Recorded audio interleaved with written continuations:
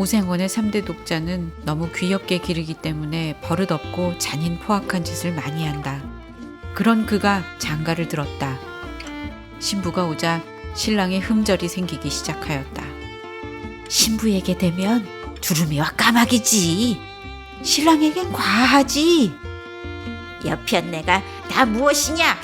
빌어먹으려니 들어오더니 나를 이렇게 못살게들 굴지. 아들은 아버지께 꾸중을 듣고는 다짜고짜 신부의 머리채를 쥐어잡아 마루 한복판에 태질했다. 울면 요사스럽다고 때린다. 말이 없으면 빙축 맞다고 친다. 이걸 날마다 보며 벙어리 삼룡이는 의혹을 품었다.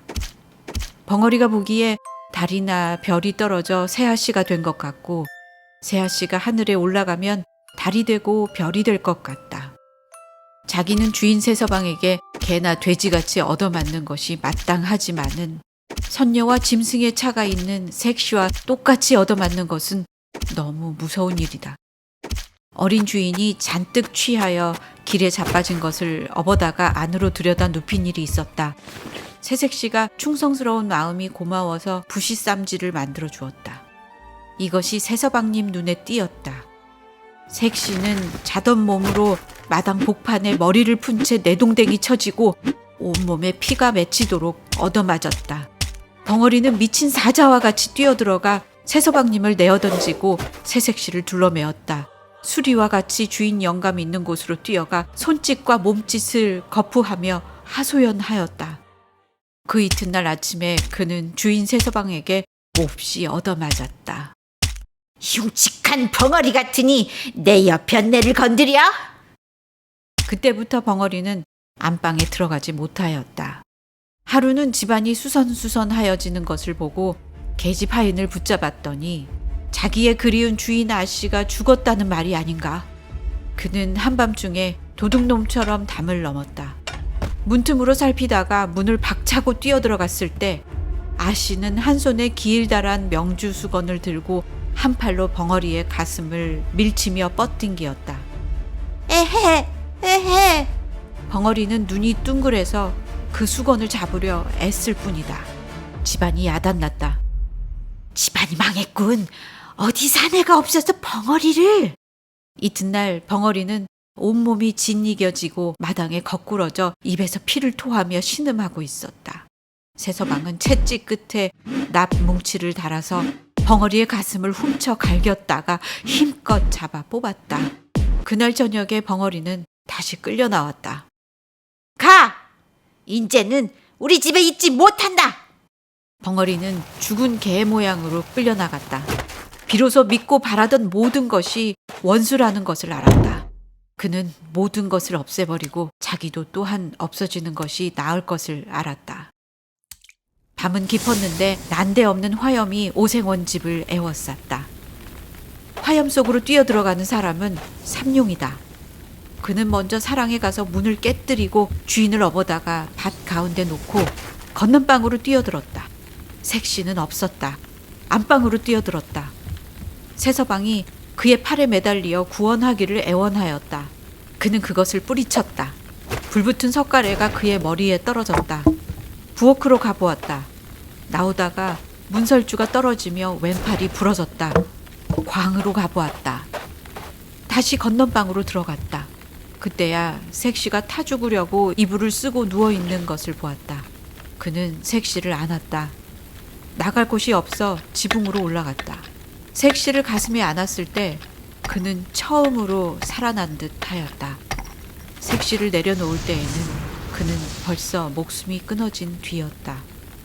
그의 울분은 그 불과 함께 사라졌을는지 평화롭고 행복스러운 웃음이 그의 입 가장자리에 엷게 나타났을 뿐이다. 소설 속에서 삼룡이는 개의 이미지를 가지고 있습니다. 자신을 아껴준 주인을 불 속에서 구하는 모습은 오수에게 설아와 같이 충성스러운 개의 모습을 떠올리게 합니다. 오생원의 아들이 삼룡이를 마구 때리고 괴롭히는 모습 또한 기르는 개를 걷어차는 아이를 연상시킵니다. 오생원의 집에서 쫓겨날 때 죽은 개 모양으로 끌려나갔다는 것은 쓸모를 다한 또는 사고를 친 개를 죽여서 질질 끌고 가는 장면이 생각나게 합니다. 삼룡이가 이처럼 개 취급을 당하는 이유는 종인데다가 벙어리이기 때문입니다. 회색씨가 있는 방까지 삼룡이가 술에 취해 얻어맞은 새서방을 데려다 줄 수 있었던 이유는 아무도 그를 사람으로 보지 않았기 때문에 여자들이 머무는 방까지 삼룡이가 자유롭게 출입할 수 있었기 때문입니다.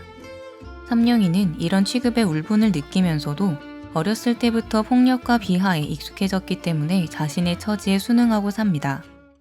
그러나 삼룡이는 세아씨를 사랑하게 되면서 변하기 시작합니다. 세아씨의 너무도 아름답고 단아한 모습에 삼룡이는 아씨를 달이나 별과 같고 선녀와 같다고 느낍니다. 이런 우상화는 삼룡이가 아씨에게 느끼는 마음이 육체적 갈망보다는 동경이나 숭배에 가깝다는 것을 짐작하게 합니다. 그런 아씨가 자신처럼 얻어맞고 사는 모습에서 삼룡이는 연민보다도 무서움을 먼저 느낍니다. 감히 신과 같이 우러러보아야 할 아씨를 폭행하는 새서방이 천벌을 받지는 않을까 두렵기 때문입니다. 결국 삼룡이는 아씨를 위해 나섭니다. 자신에게 부실쌈지를 만들어 주었다는 이유로 잔인하게 맞고 있는 아씨를 구출해 큰 주인에게 도움을 요청하고 자살 시도를 하는 아씨에게서 목을 매 천을 빼앗습니다. 그러나 삼룡이의 시도는 아이러니하게도 상황을 더욱 악화시킵니다. 순수한 그의 도움은 음란한 행위로 모함받고 결국 삼룡이는 내쫓기게 됩니다. 오생원의 집에 난 불은 누가 냈는지 명확하지 않습니다. 원문에서 삼룡이는 모든 것을 없애버리고 자기도 또한 없어지는 것이 나은 것을 알았다고 생각합니다. 그리고 불이 났을 때 집 가장자리로 쭉 돌아가며 흩어놓은 지푸라기에 불이 붙어 있다고 묘사되어 있기도 합니다. 이런 것은 삼룡이가 범인임을 암시하지만 삼룡이가 과연 사랑하는 아씨와 죄 없는 하인들마저 위험에 빠뜨리는 행동을 했을지는 의문이기에 삼룡이가 아닌 사람의 방화 가능성도 있습니다. 이 소설은 사실 전지적 작가 시점이 아니라 오생원의 마을에 살던 나가 삼룡이와 관련된 일을 회상하고 있는 1인칭 관찰자 시점으로 전개됩니다. 이런 시점상 특징은 누가 범인인지를 모호하게 함으로써 독자들의 상상력을 자극합니다. 새서방은 자신이 위험에 처하자 삼룡이에게 살려달라고 매달립니다. 삼룡이가 구해주지 않은 그는 아마도 타 죽었을 것입니다. 그의 최후가 이처럼 참혹했던 것은 잘못된 양육의 결과 매우 자기중심적인 사람으로 자랐고 타인에게 잔인하게 굴었던 대가입니다. 그러나 이 이야기는 단순한 권선징악이 아닙니다. 오생원의 집을 태운 불은 삼룡이의 분노를 상징하지만 그 불은 결국 삼룡이 또한 불사르고 말았습니다. 삼룡이는 꿈에 그리던 아씨를 품에 안았고 드디어 살아있는 한 사람이 되었다고 느끼지만 역설적으로 바로 그 순간 그는 죽었습니다. 그는 벌써 목숨이 끊어진 뒤라는 표현에서 그를 아씨로 본다면 아씨 또한 죽었을 가능성도 있습니다. 따라서 이 소설은 폭력이 폭력을 낳고 그 폭력의 결과는 속 시원한 복수가 아니라 가해자와 피해자 모두의 파멸이라는 현실을 사실적이고 담담하게 보여주고 있습니다.